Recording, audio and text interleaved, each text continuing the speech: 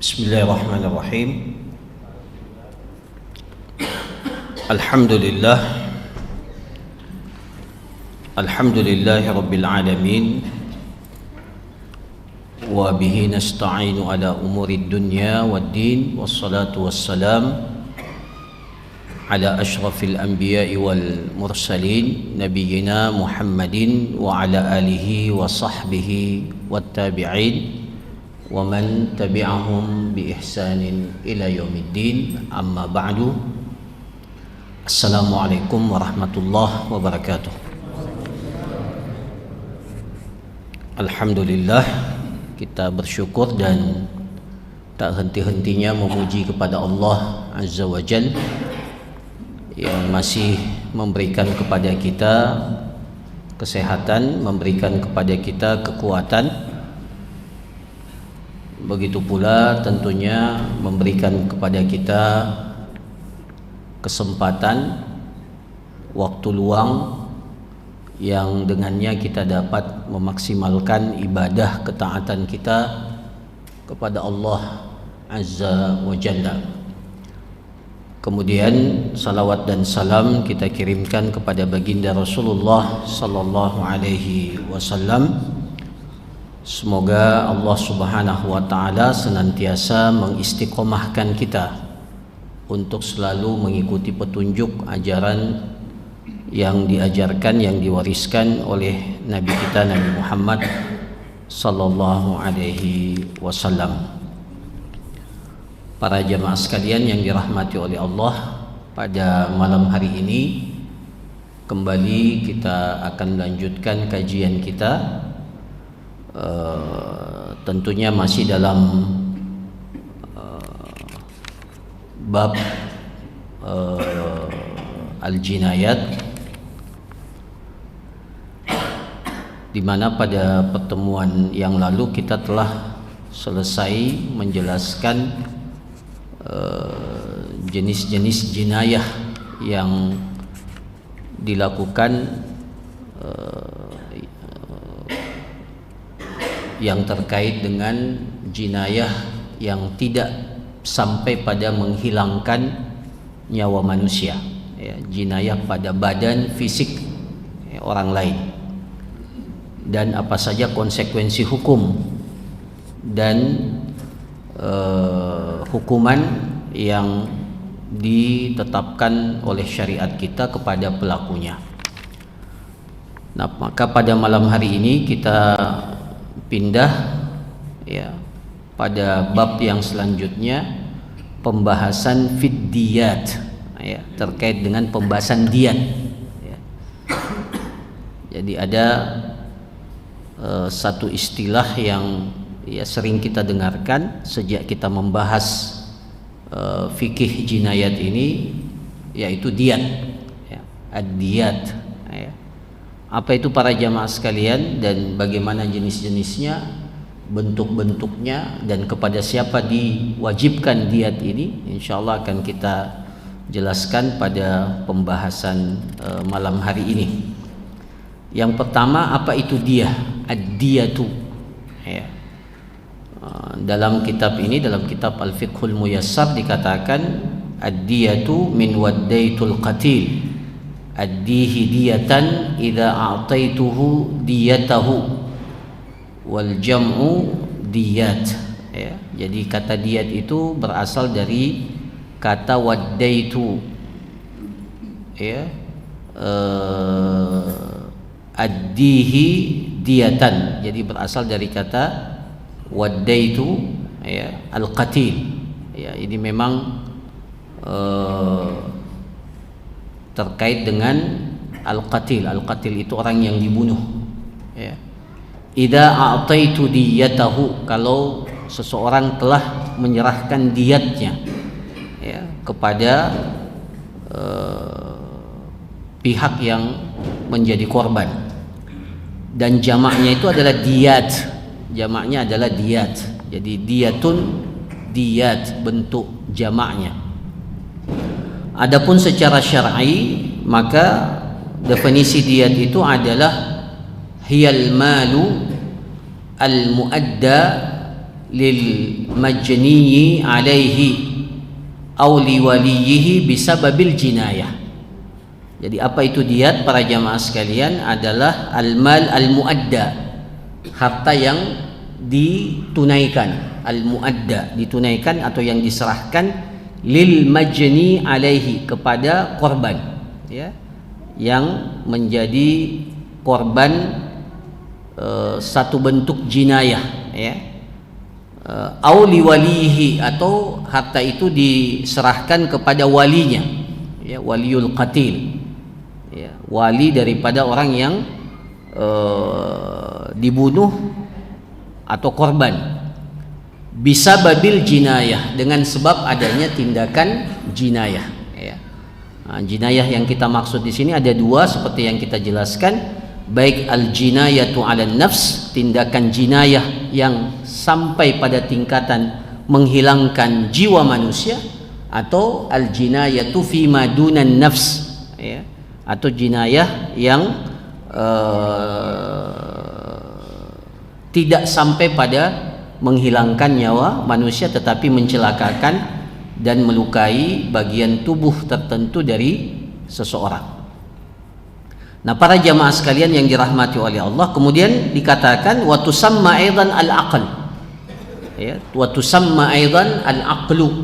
Jadi diyat ini dalam bahasa Arab atau dalam istilah fikih disebut dengan al-aqlu. Al-aql, bukan akal, ya, memang ya terkait dengan al-aqlu, ya, al-aql. Apa itu al-aql? Al-aql itu li'anna al-qatil kana yajma'u diyata minal ibli fayaqilaha atau fayaqilaha bifina'i awliya'il maqtul yusallimaha ilaihim. Kenapa disebut al-aql? Al-aql li'anna al-qatil, karena si pembunuh itu atau orang yang melakukan tindakan jinayah itu kana yajma'u diyata minal ibil, karena dahulu, ya, karena dahulu ketika terjadi tindakan pembunuhan, maka orang yang melakukan tindakan pembunuhan itu mengumpulkan diyatnya itu berupa unta. Kemudian unta itu fayaqilaha bifina'i awliya'il maqtul, kemudian unta itu diikat. Jadi al-aqlu itu secara bahasa namanya bermakna ikatan, al-aqlu. Jadi akal kita ini, ya, secara bahasa, ya, akal itu artinya sesuatu yang mengikat kita, ya. Ketika kita akan melakukan sesuatu, maka akal kita ini yang mengikat kita melakukan satu tindakan, dapat mencegah kita dari perbuatan-perbuatan yang tidak pantas. Makanya dikatakan berakal, ya. Orang berakal itu waras, ya, kalau akalnya itu menghentikan atau mengikat orang itu untuk tidak melakukan perbuatan-perbuatan yang tidak pantas. Jadi dikatakan fayaqilaha. Jadi dahulu itu kalau orang membunuh, maka dia mengikat unta-unta itu yang akan diserahkan sebagai diyat kepada wali orang yang terbunuh, ya, bifina'i awliya'il maqtul, diikat di halaman rumah orang-orang, para wali korban, ya, yang dibunuh, liusallimaha ilaihim, kemudian diserahkan kepada mereka. Jadi disebut juga dengan al-aqlu. Jadi ad-diyah dalam bahasa Arab atau dalam istilah fikih juga disebut dengan al-aqlu. Para jamaah sekalian, apa dalil pensyariatan diyat ini, ya, dan apa hikmahnya? Di sini dikatakan diyat ini dikategorikan wajib bil kitabi was sunnati wal ijma', baik dari sisi pendalilan Al-Quran atau dari sisi as-sunnah dan ijma'. Ambal kitab, adapun dari Al-Quran, faqauluhu ta'ala wa man qatala mu'minan khata'a fatahriru raqabatin mu'minah wa diyatum musallamatun ila ahlihi. Jadi diyat ini disyariatkan berdasarkan ayat ini, ya. Allah Subhanahu wa taala berfirman, wa man qatala mu'minan khata'a, siapa yang membunuh seorang mukmin tapi dengan pembunuhan yang keliru, yang salah, ya, maka fatahriru raqabatin mu'minah, maka kewajibannya untuk memerdekakan budak, ya, budak yang beriman, ya, budak wanita beriman. Kemudian wadiyatum musallamah, jadi disebut kata diyat, wadiyatum musallamatun ila ahlihi, dan diat yang harus diserahkan kepada keluarganya. Ya. Nah, itu dari Al-Quran. Jadi Al-Quran menjelaskan bahwa diat ini adalah sesuatu yang wajib ditunaikan oleh pihak yang melakukan tindakan jinayah. Wa amma sunnah, adapun dari as-sunnah, fa haditsu Abi Hurairah al-mutaqaddim dzikruhu. Jadi hadis Abi Hurairah yang sudah pernah disebutkan, di mana Rasulullah sallallahu alaihi wasallam bersabda, man qutila lahu qatil fahuwa bi khairin nazaraini, imma an yufdi wa imma an yaqtul. Man qutila lahu qatil, siapa yang memiliki kerabat atau keluarga yang dibunuh. Man qutila lahu qatil fahuwa bi khairin nazaraini, maka pihak keluarganya itu memiliki dua pilihan. Jadi kalau ada keluarga kita yang terkorban, ya, menjadi korban pembunuhan, man qutila lahu qatil fahuwa bi khairin nazarain, maka dia memiliki dua pilihan. Salah satu daripada dua pilihan, imma an yufdi, ya, baik dia meminta fidyah. Fidyah itu pembayaran diat, ya. Jadi boleh dia memilih pilihan ini, imma an yufdi wa imma an yaqtul, atau bisa juga dia meminta agar orang itu dikisas, dibunuh, ya. Begitu pula dalam hadis Amr ibn Hazm fil kitabil ladzi kataba lahu Nabi sallallahu alaihi wasallam wa fihi maqadirud diyat. Begitu pula dalam hadis Amr ibn Hazm yang di dalam hadis itu disebutkan kadar daripada diat itu, dan ini sudah kita jelaskan dalam pembahasan yang lalu.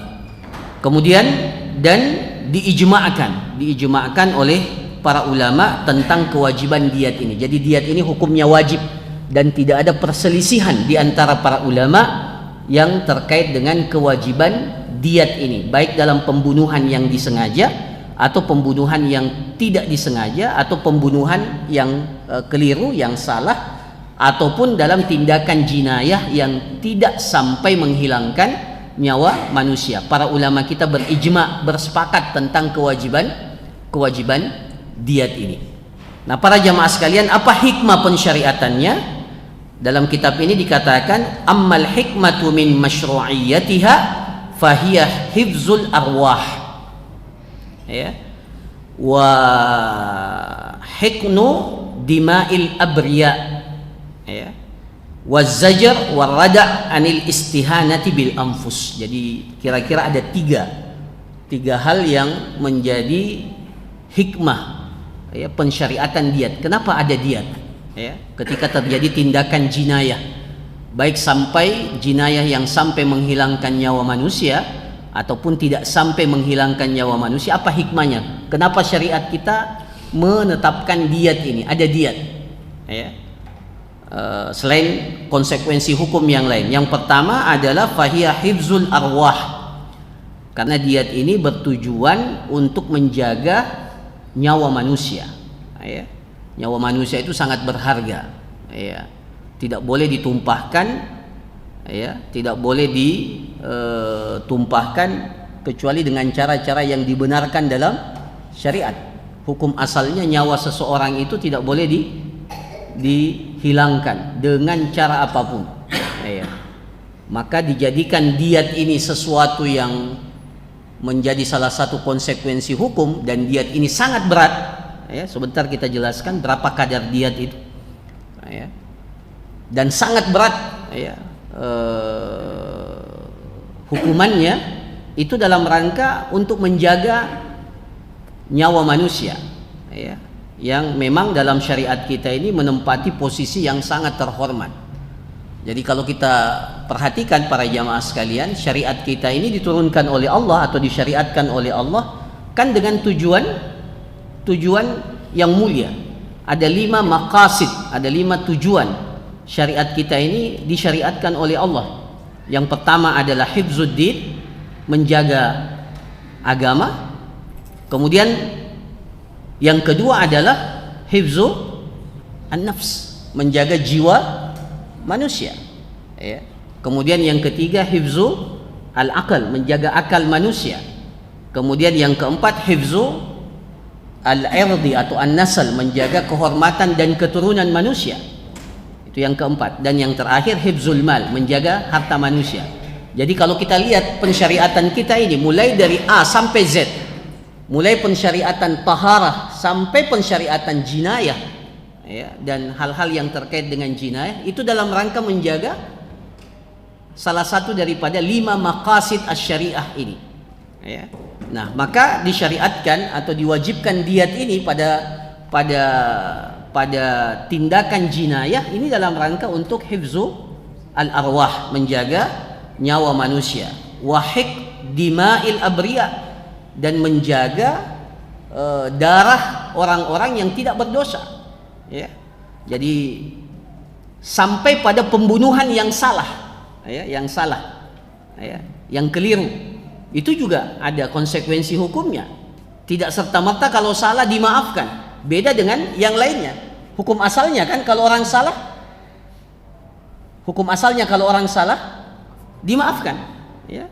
La yukallifullahu nafsan illa wus'aha, laha ma kasabat wa 'alaiha maktasabat. Rabbana la tu'akhidna in nasina aw akhtana. Ya Allah, jangan engkau hukum kami in nasina, kalau kami lupa, au akhtana, kalau kami salah. Jadi hukum asalnya, ya.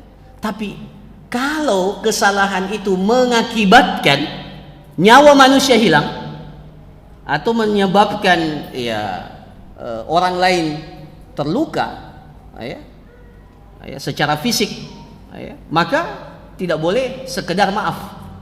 Ada konsekuensi supaya orang berhati-hati. Ini tidak boleh main-main, ya, ini tidak boleh main-main. Maka, ya, tujuan disyariatkannya diat ini adalah penjagaan terhadap darah orang-orang yang atau nyawa orang-orang yang tidak berdosa. Wazzajar warada anil istihanati bil anfus. Ini yang ketiga, ya, untuk menimbulkan az-zajar. Az-zajar itu efek jerah,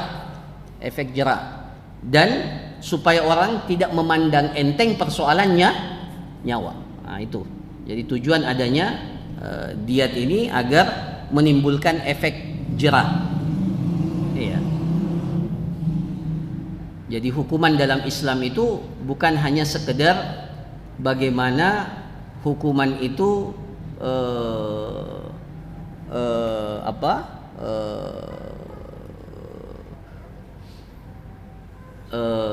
menjadi salah satu konsekuensi daripada akibat perbuatan seseorang. Tapi bagaimana hukuman itu lebih penting juga adalah bagaimana hukuman itu menimbulkan efek jerah, az-zajar namanya, warada, supaya orang tidak memandang enteng untuk melakukan perbuatan-perbuatan yang tidak pantas, ya. Ya, jadi kalau hanya sekedar dipenjara 1 tahun 2 tahun, ya, bahkan kalau sudah dipenjara dikasih makan juga, ya, itu terkadang tidak menimbulkan efek jerah. Tapi kalau sampai pada, ya, hukuman diberikan, ya, konsekuensi denda, ya, dalam bentuk, ya, atau kadar yang sangat berat, maka ini yang akan menimbulkan efek jerah. Nah, para jamaah sekalian yang dirahmati oleh Allah, selanjutnya dalam kitab ini dikatakan ala man tajibud diyah. Diat itu diwajibkan kepada siapa? Wa man yatahammaluha, siapa yang menanggung diat ini? Jadi yang pertama, inka man atlafa insanan aw juz'an minhu la yakhlu min ahadi amrain. Jadi diat itu diwajibkan kepada seseorang, atau dibedakan kewajiban diat itu kepada seseorang berdasarkan jenis jinayahnya, apakah disengaja atau tidak disengaja. In kanatil jinayatu allati afsadat bisababiha an-nafs amdan mahdha wajabat diyatu kulluha fi malil qatil. Jadi kalau tindakan jinayah itu, ya, ya, yang mana tindakan itu menyebabkan nyawa orang lain hilang atau menyebabkan jiwa orang lain itu terancam ya atau tercederai dengan cara yang disengaja, murni sengaja. Ya, jadi pembunuhan atau tindakan jinayah itu dilakukan dengan sengaja. Maka kewajiban diat ini sepenuhnya menjadi tanggung jawab siapa? Si pelaku. Saya ulangi. Jadi kalau tindakan jinayah itu dilakukan dengan sengaja, murni kesengajaan. Ya, murni kesengajaan. Maka diat ini wajib dibayar atau ditunaikan oleh siapa? Diambil dari harta si pelaku. Ya. Wajabatid diyatu kulluha fi malil qatil. Kalau apa? Ada syaratnya kan? Ada syaratnya. Kalau apa? Jadi diat itu wajib dibayarkan oleh si pelaku, dari hartanya diambil. Jika keluarga korban tidak menuntut qisas. Nah, ya, jika keluarga korban tidak menuntut qisas, kalau menuntut qisas ya selesai. Nah, ya. Jadi in hasalal afu wa saqatal qisas. Jadi kalau keluarga korban itu memaafkan, dan otomatis kalau dimaafkan hukuman qisasnya menjadi jatuh, menjadi gugur. Ya, fa inna badalal mutlaf yajibu ala mutlifihi. Karena dalam syariat kalau ada sesuatu yang dirusakkan, barang dirusakkan, maka tanggung jawab penggantian itu dibebankan kepada yang merusak. Ya. Allah Subhanahu wa taala berfirman, "Wala taziru waziratun wizra ukhra." Jadi tidak boleh dosa itu dibebankan, ya. Jadi orang yang melakukan perbuatan kemudian dosanya itu, akibatnya itu ditimpakan atau diberikan kepada pihak lain. Ya, ini kalau tindakan jinayahnya dilakukan dengan sengaja, maka konsekuensi diat itu dibebankan seluruhnya kepada siapa? Kepada si pelaku. Nah, ya, kepada si pelaku. Itu kalau tindakannya disengaja. Wa amma in kanatil jinayatu khata'an aw shibha amdin fa inna diyata takunu ala aqilatil qatil. Berbeda kalau tindakan jinayah itu dilakukan tidak dengan sengaja, mirip dengan sengaja atau bahkan keliru, salah. Maka kewajiban diat itu diwajibkan kepada siapa? Kepada aqilatul qatil, kepada keluarga si aqilah itu asabah ya, asabah pihak laki-laki yang menjadi ahli waris dari si pembunuh ini, aqilatil qatil. Ya. Jadi tidak ditanggung sepenuhnya oleh pelaku, ya. Karena tindakannya tidak disengaja. Ya. Maka ada unsur kepedulian dari pihak keluarga. Ini kan tindakannya tidak disengaja, ya, tidak disengaja. Shibhu amdin, mirip disengaja. Dia tidak bermaksud untuk membunuh, atau tidak bermaksud untuk melukai, tapi terbunuh tapi akhirnya sampai melukai. Maka tindakan yang tidak disengaja ini dalam Islam itu harus menjadi bahan di mana pihak yang lain, keluarga pelaku ini ikut berkontribusi, ya, peduli untuk membayarkan diatnya. Nah, itu kalau tindakannya itu syibhu amdin atau khata'. Ya. Jadi dibedakan. Kalau disengaja otomatis kewajiban diatnya itu kepada si pelaku. Tapi kalau tidak disengaja atau mirip disengaja atau bahkan keliru, maka kewajiban diatnya itu kepada keluarga si pelaku. Berdasarkan hadis Abi Hurairah radhiyallahu an, qada Rasulullah sallallahu alaihi wasallam fi janin imra'atin min bani Lihyan saqata mayyitan bi ghurrah abdun aw amah. Ya. Jadi Rasulullah sallallahu alaihi wasallam, ya, ini pernah menetapkan satu keputusan, ya, menetapkan hukuman fi janin imra'atin min bani Lihyan, ketika ada seorang wanita dari Bani Lihyan yang saqata mayyitan bigurrah. Jadi dia sedang hamil ya, sedang hamil, kemudian ada yang melakukan jinayah kepada wanita itu, akhirnya wanita itu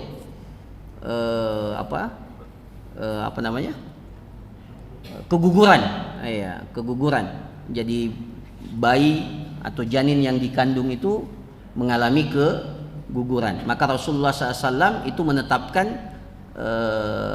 menetapkan hukumannya itu harus gurrah. Gurrah itu memerdekakan budak, baik budak laki-laki atau budak perempuan. Summa innal mar'ata allati qada 'alaiha bil gurrah tufiyat. Ya, kemudian ternyata setelah itu ternyata wanita yang menyebabkan yang melakukan tindakan jinayah itu kepada wanita yang hamil itu juga setelah itu meninggal dunia. Jadi pelakunya meninggal dunia. Maka Rasulullah SAW, faqada Rasulullah sallallahu alaihi wasallam anna mirasaha li zawjiha wa baniha. Jadi harta yang ditinggalkan oleh wanita itu diberikan kepada suaminya dan kepada anaknya. Wa annal aqla ala asabatiha. Adapun kewajibannya untuk membayar diat itu, ya, membayar diat itu atau hukuman itu dibebankan kepada asabahnya, pihak laki-laki yang menjadi ahli waris daripada si perempuan yang meninggal dunia itu, si pelaku itu. Nah, jadi kewajiban diat dalam pembunuhan atau tindakan jinayah yang tidak disengaja atau bahkan salah, ya, keliru, itu dibebankan kepada siapa? Kepada keluarga asabah daripada si pelaku, ya. Nah, kenapa para jamaah sekalian? Wa innama wajabat 'alal aqila li anna jinayatil khata' katsirah, ya. Wal jani fiha ma'dur. Karena ternyata tindakan jinayah yang tidak disengaja ini atau tidak disengaja atau bahkan keliru itu banyak terjadi. Kasusnya banyak. Ya. Nah, maka melibatkan pihak yang lain. Sementara si pelaku ini secara hukum asalnya ma'zur. Kan kalau salah atau keliru maka hukum asalnya kan harusnya ma'zur, diberikan uzur, ya, ya. Maka fawajabat muasatuhu, maka harus ada kepedulian dari keluarga untuk membantu meringankan beban si pelaku ini. Berbeda kalau pelakunya itu melakukan tindakan jinayah itu dengan disengaja. Kalau disengaja tidak usah dibantu. Tidak usah dibantu kalau dia melakukan itu dengan kesengajaan, murni kesengajaan, maka tidak perlu, keluarga tidak perlu turun tangan, biarkan dia yang menanggung semuanya diat itu. Tapi kalau karena kesalahan atau karena tidak bermaksud untuk membunuh, tetapi akhirnya ada korban, maka kewajiban diat itu juga dibebankan kepada keluarga dari pihak yang melakukan itu. Nah, para jamaah sekalian yang dirahmati oleh Allah, kita pindah kepada pembahasan yang berikutnya. Ini yang penting, jenis-jenis diat. Jenis-jenis diat. Apakah diat itu wajib berupa unta? Nah, ternyata dalam perjalanannya diat itu bisa berbeda-beda. Di sini katakan al aslu fid diyati huwal ibil. Hukum asalnya diat itu berupa unta. Berupa unta. Tapi kita di Indonesia tidak ada unta. Tapi hukum asalnya diat itu berupa unta. Berdasarkan sabda Rasulullah sallallahu alaihi wasallam, fin nafsil mu'minah mi'atun minal ibil. Kalau yang terbunuh itu adalah orang yang beriman, maka diatnya itu mi'atun minal ibil. Diatnya itu berupa 100 ekor unta. 100 ekor unta. wa qauluhu sallallahu alaihi wasallam ala wa inna qatilal khata shibhal amdi maka nabi sauti wal asa mi'atun minal ibil. Nah, ini juga sama. Jadi Rasulullah SAW mengatakan dalam hadis yang lain, ketahuilah sesungguhnya korban yang terbunuh karena kesalahan atau karena mirip disengaja, maka diatnya itu sebanyak mi'atun minal ibil. Ya, jadi kalau tidak disengaja atau karena kesalahan, maka kan tidak ada kisas, langsung kepada diat. Diatnya berapa? Karena meninggal ya sama. Diatnya itu 100 ekor unta. Ya. Nah, kemudian para jamaah sekalian, ya, dalam hadis an Amr ibn Shu'aib an abihi an jaddihi qala kanat qimatud diya ala ahdi Rasulillah sallallahu alaihi wasallam 800 dinar atau 8,000 dirham. Ya, Masya Allah. Dari Amr ibn Shu'aib an abihi an jaddihi dikatakan bahwa nilai diat di zaman atau di masa Rasulullah sallallahu alaihi wasallam itu sebesar 800 dinar. 800 dinar atau 8.000 dirham. Atau 8.000 dirham. Iya. Fakana dzalika kadzalik hatta istakhlafa Umar, dan itu berlangsung terus seperti itu. Ya, jadi diatnya itu 100 ekor unta, itu hukum asalnya. Kalau mau dikonversi ke dinar, maka konversinya itu sekitar 800 dinar. Ya, nanti sebentar kita hitung berapa itu 800 dinar sekarang. Ya, atau 8.000 dirham. Dirham itu perak ya. Fakana dzalika kadzalik, maka itu yang ditetapkan. Ya. Keputusan itu yang digunakan hatta istakhlafa Umar, sampai datang masa pemerintahan Umar bin Khattab. Faqama khatiban, suatu ketika Umar tampil berkhutbah, faqala ala innal ibila qad ghalat, ketahuilah bahwa harga unta ini semakin mahal. Ya. Qala fa faradaha Umar wa fi riwayatin faqawwama ala ahli dhahab alfa dinar. Maka Umar radhiyallahu an itu mengkonversi, ya, mengkonversi kalau seseorang itu punya dinar, maka nilai diatnya itu 1000 dinar, 1000 dinar. Wa ala ahli alwarik isnai asyara alfan, bagi yang memiliki dirham perak, maka peraknya itu sebesar isnai asyar alf, 12.000.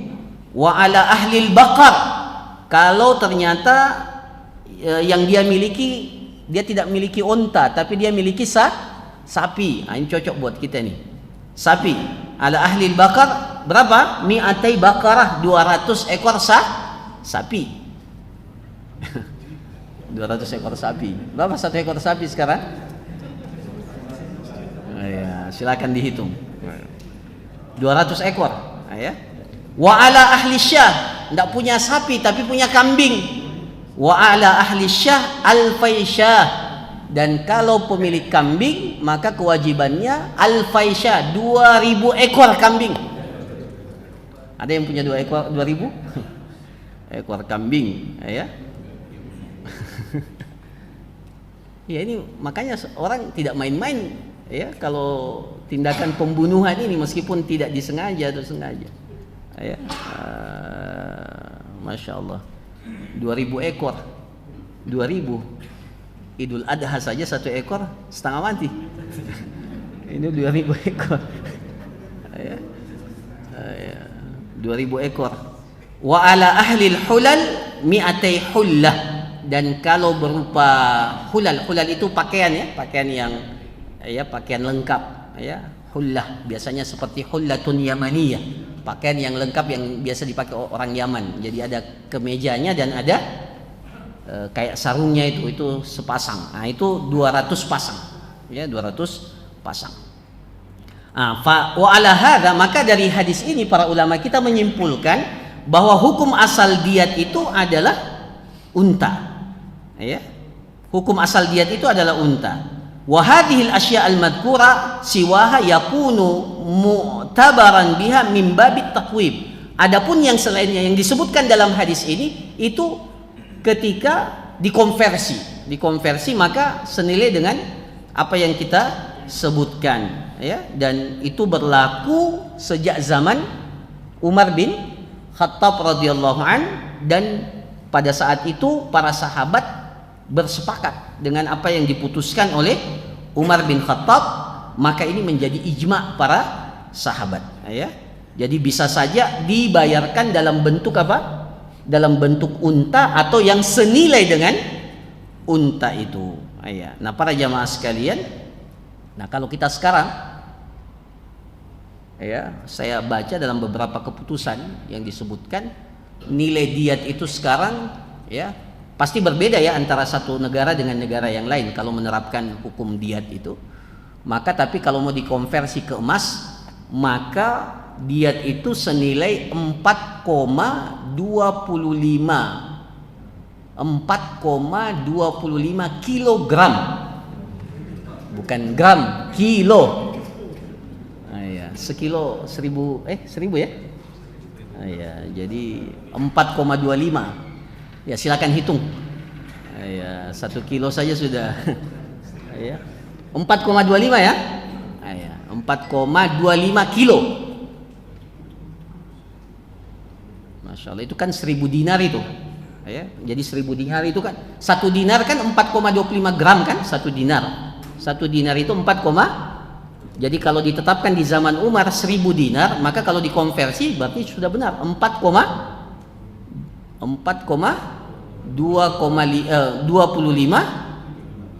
kilogram, bukan gram, kilogram. Berapa? 1 gram sekarang berapa? Berapa sekarang? Berapa sekarang? Maaf, emas 21, maaf, emas 21. Nah, itu detailnya emas 21. Bukan emas 24, emas 21. Ya, ditanya berapa emas 21 sekarang? Iya, 4,25 kilogram. Berapa kira-kira? Berapa? Nah, ini berbeda-beda nih. 6,8 berapa? 6,8 miliar. Nah, iya. 6,8 miliar. Iya, lumayan ya. Nah, ya. Jadi kalau ada yang meninggal dunia gara-gara tindakan jinayah yang dilakukan akibat kesalahan, wah itu luar biasa.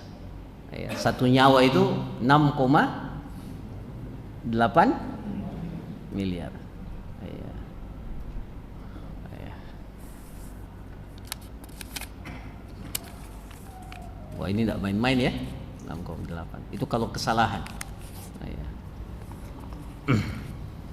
Ustaz. Ya. Nah kemudian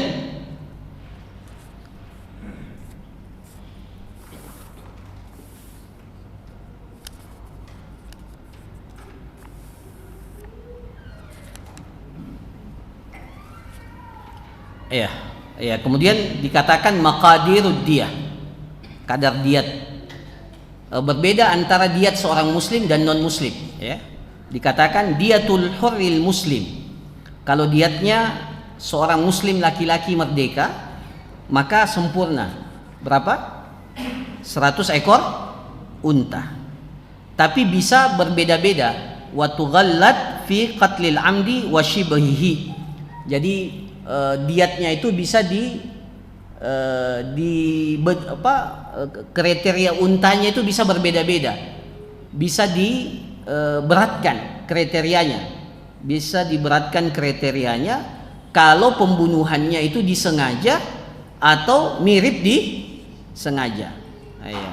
Jadi hukum asalnya kan 100 ekor unta, tapi jenis 100 ekor unta itu kalau pembunuhannya disengaja atau mirip disengaja, maka sifat untanya, kriteria untanya itu bisa diberatkan, namanya diyatun mughallazah.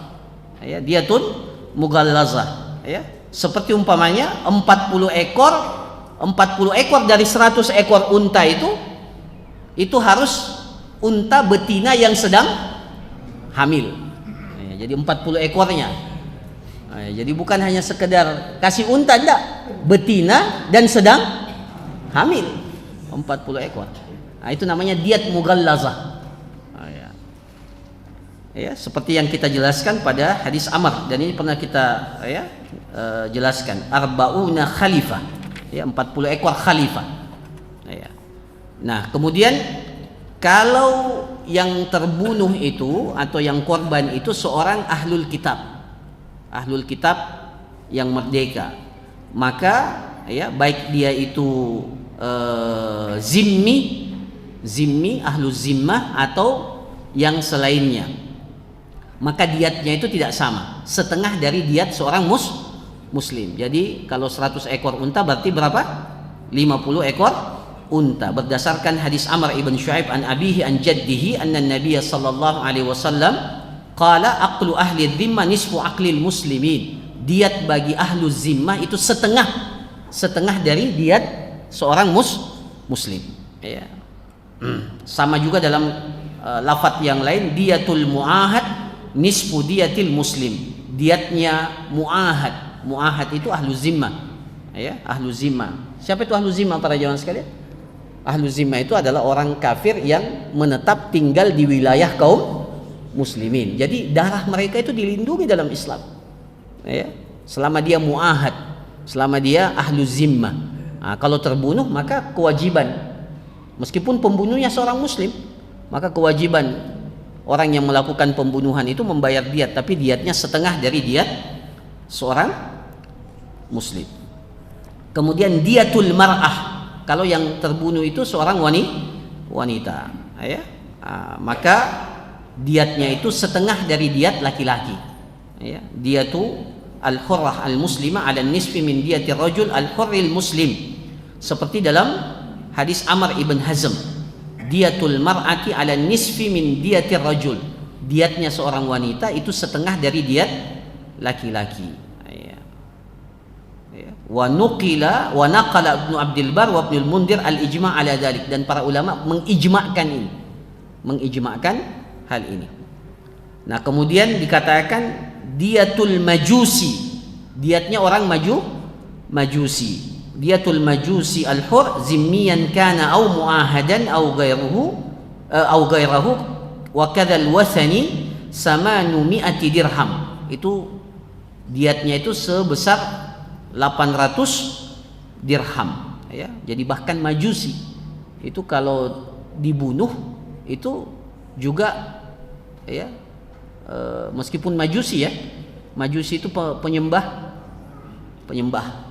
api, ya, wasaniyin, ya, penyembah berhala, maka diatnya itu sama numi'ati dirham, 800 dirham. Ya. Nah, kemudian kalau yang terbunuh itu wanita majusi, ya, nah, itu setengah daripada diat majusi itu tadi, ya. Jadi 400 dirham. Ya. Nah, kalau diatnya janin, jadi yang meninggal itu atau yang korban itu janin yang sementara dikandung oleh ibunya, maka diatnya itu gurrah. Gurrah itu di sini katakan diatul janin idza saqata mayyitan bisababi jinayatin ala ummihi amdan aw khata'an, baik disengaja atau tidak disengaja, maka diatnya itu gurratu abdin aw amah, maka dendanya itu memerdekakan budak laki-laki atau budak perempuan, seperti dalam hadis yang kita jelaskan tadi, dalam hadis Abi Hurairah, di mana Rasulullah sallallahu alaihi wasallam menetapkan hukuman kepada seorang wanita yang menyebabkan wanita yang lain itu keguguran, maka Rasulullah SAW mewajibkan kepadanya gurratu abdin au amah, Qurratu abdin au amah, yaitu memerdekakan budak laki-laki atau budak perempuan. Saya kira demikian para jamaah sekalian apa yang dapat dijelaskan ya. Alhamdulillah ya, selesai pembahasan diat ini. Insyaallah pada pertemuan yang akan datang kita akan membahas ya satu persoalan yang terkait dengan al-qasamah. Ya, al-qasamah yang juga salah satu istilah yang dikenal dalam fiqhul jinayat. Ya. Barakallahu fikum.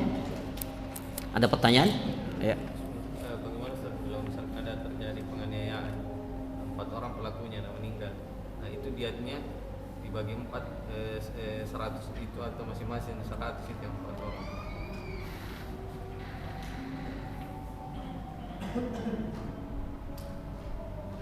Kalau dituntut kisas, ya, dituntut kisas, kalau 4-nya itu semua melakukan dengan inisiasi mereka, ya, maka 4-4-nya itu harus dikisas. Ya, 4-4-nya harus dikisas. Tapi kalau diat, wallahu alam, kayaknya apakah 400 diat, masing-masing 100? Ya, coba saya cek. Ya? Musafir yang dianiaya di masjid itu 4 orang pelakunya. Yang di mana?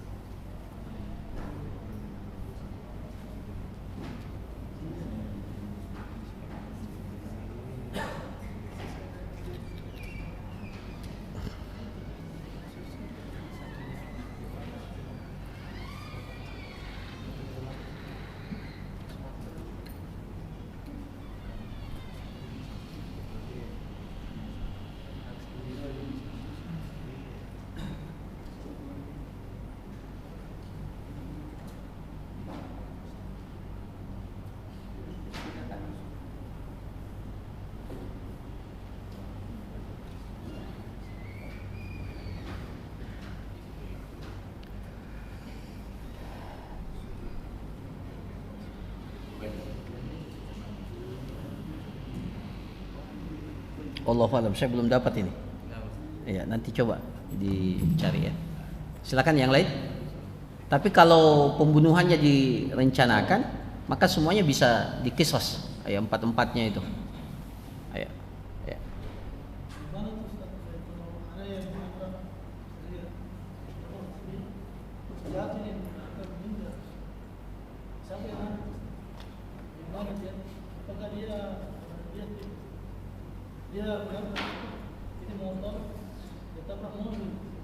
Motor tabrak mobil. Yang mana? Motor menabrak?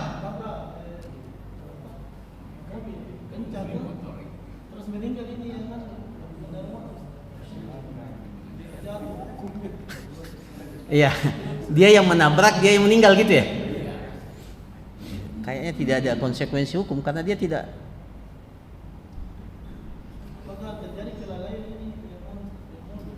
Kan dia yang ditabrak. Yang naik mobil ini, dia yang ditabrak, tidak melanggar. Tidak, normal jalan biasa. Oh ya, tidak ada konsekuensi hukumnya, tidak ada. Iya. Kecuali kalau dia melanggar mungkin. Tapi kalau dia tidak ada konsekuensi hukum. Secara hukum asal tidak ada. Karena tidak mirip disengaja dan bukan juga karena kesalahan. Nah, iya. Bahkan dia yang ditabrak. Iya. Iya. Wallahu a'lam ya. Kelihatannya ya tidak ada konsekuensi hukum ya. Bagaimana kalau kemudian itu terjadi ke seorang ibu yang mengandung ya janin ya, kan janin itu ada yang sudah bernyawa dan ada yang belum. Iya. Bagaimana hukumnya ketika apakah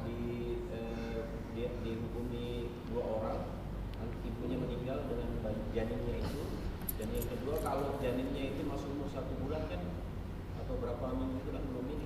Pada malam hari ini insya Allah kita ketemu tahun depan ya. Masya Allah. Mengingatkan bahwa ya malam ini ya malam, orang bilang malam tahun baru. Ya bagi kita seorang muslim sebenarnya tidak ada yang membedakan ya. Apa sih bedanya pergantian malam tahun baru dan bukan tahun baru? Ada bedanya enggak? Memangnya malam tahun baru itu 25 jam? Ya, sampai jam tidak ada, sama aja ya. Sama aja, jadi tidak ada yang istimewa. Ya, yang istimewa itu kalau kita bisa mengambil pelajaran dari setiap pergantian siang dan malam. Ya, itu yang paling penting, mengambil pelajaran dari pergantian siang dan malam. Setidak-tidaknya ada 3 pelajaran penting yang harus kita ambil. Yang pertama, semakin bertambah hari dalam kehidupan kita, maka semakin mendekatkan kita kepada kematian. Ya bna Adam, innama anta ayyam idza dhahaba yaumuka dhahaba ba'duk. Wahai anak Adam, engkau ibarat potongan hari-hari. Apabila satu hari berlalu darimu, maka sebagian dirimu itu sudah tidak ada. Idza dhahaba yaumuka dhahaba ba'duka. Ya, itu para jamaah sekalian. Seorang pernah ditanya oleh Fudail ibn Iyad, kam umruka? Jadi Fudail ibn Iyad ini pernah bertanya kepada seorang, berapa usiamu? Orang itu mengatakan sittuna sana, usia saya 60 tahun. Idzan, kata Fudail, idzan mundu sittina sana tasiru ilallahi tushiku an tasil. Itu artinya kalau usia Anda 60 tahun, berarti sejak 60 tahun yang lalu engkau berjalan menuju kepada Allah, dan sebentar lagi engkau akan sampai. Nah, itu maknanya 60 tahun, 50 tahun, itu berarti kita sudah berjalan menuju kepada Allah. Kan inna lillahi wa inna ilaihi raji'un. Nah, itu penting. Jadi semakin mengingatkan kepada kita, mau pergantian hari miladiyah ya, hijriyah sama saja. Semakin bertambah hari, bertambah kita dekat dengan kematian. Itu pelajaran pertama. Pelajaran yang kedua para jamaah sekalian apa? Bahwa kalau semakin dekat kita kepada kematian, maka pelajaran yang kedua, kesempatan kita semakin terbatas. Itu pelajaran kedua. Di dunia ini tidak ada yang tetap kondisinya satu keadaan. Tidak ada kan sehat terus, kuat terus, tidak ada kan? Ya. Makanya Rasulullah mengatakan igtanim khamsan qabla, kata igtanim itu apa? Sesuatu yang harus kita ikhtiarkan, sesuatu yang harus kita usahakan, seperti ghanimah, seperti rampasan perang yang harus kita rebut sebaik-baiknya, jangan disia-siakan. Jadi igtanim khamsan qabla khamsin. Jadi kesempatan itu harus kita manfaatkan. Usia kita singkat, sehat saja kita ini sehat para jamaah sekalian, sehat kita ini tidak satu semangat ya. Sehat sama sehat, tapi kadang semangatnya bagus, kadang semangatnya turun. Jadi satu kondisi, apalagi tidak selamanya kita sehat. Kuat, kita kuat, kekuatan kita tidak sama, tidak kekuatan kita ya bisa berubah-ubah. Apalagi kalau kita sudah sakit. Nah, jadi pertama, semakin dekat kepada kematian. Kemudian yang kedua, kesempatan kita semakin sedikit. Watilkal ayyamu nudawiluha bainan nas. Tidak ada yang terus menerus di atas. Sunnah at-tadawul. Apa itu sunnah at-tadawul? Pergiliran dan pergantian dalam kehidupan kita. Kadang kita di atas, kadang kita di bawah. Ya, seperti itu. Dan itu berputar terus seperti roda. Nah, kemudian yang ketiga para jamaah sekalian, pesannya, karena waktu kita singkat, kesempatan kita terbatas, maka yang paling penting, pesan yang ketiga ini, lakukan hal-hal yang penting dalam hidup kita. Lakukan hal yang penting. Min husni islamil mar'i tarkuhu mala, yakni di antara tanda keislaman seseorang itu meninggalkan apa yang tidak penting. Banyak hal yang tidak penting dalam hidup kita, tapi Sayangnya banyak orang yang mengurusi yang tidak penting ini. Yang penting justru dilupakan. Yang masuk dalam skala prioritas itu dilupakan. Justru yang kita kerjakan banyak hal-hal yang tidak masuk dalam kategori penting. Kan ada empat pembagian. Penting mendesak. Apa perintahnya? Penting mendesak, laksanakan segera. Ya. Penting tidak mendesak. Penting tapi tidak mendesak. Apa perintahnya? Kalau penting mendesak, tuntaskan segera, jangan ditunda-tunda. Penting dan tidak mendesak, apa perintahnya? Rencanakan. Penting. Ya. Yang belum menikah itu penting enggak? Tapi belum mendesak kan? Kalau mendesak, lakukan segera. Tapi kalau belum mendesak, rencanakan. Nah, itu saja. Nah, kemudian kalau dia penting tapi tidak penting tapi mendesak. Tidak penting tapi tidak penting tapi mendesak. Apa kata perintahnya?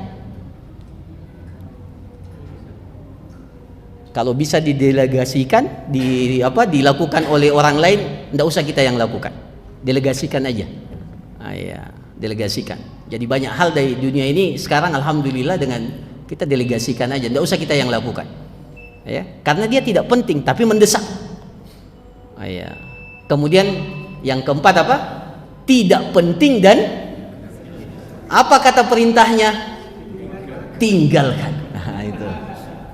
Jadi kata orang-orang hebat itu cuma berada di antara dua ini saja, penting mendesak dan penting tidak mendesak. Jadi apa yang dia lakukan itu masuk dalam wilayah ini. Saya kira demikian para jamaah sekalian, mudah-mudahan Allah memberkahi waktu kita, memberkahi usia kita, dan menjadikan hari-hari kita menjadi hari-hari yang bermakna, dan kita menjadi hamba-hamba Allah yang selalu memaksimalkan ibadah dan ketaatan kita kepada Allah Subhanahu wa taala. Barakallahu fikum, jazakumullah khairan. Subhanakallahumma rabbana wa bihamdik, nasyhadu an la ilaha illa anta, nastaghfiruka wa natubu ilaik. Wa sallallahu ala nabiyyina Muhammad wa ala alihi wa sahbihi ajmain. Assalamualaikum warahmatullahi wabarakatuh.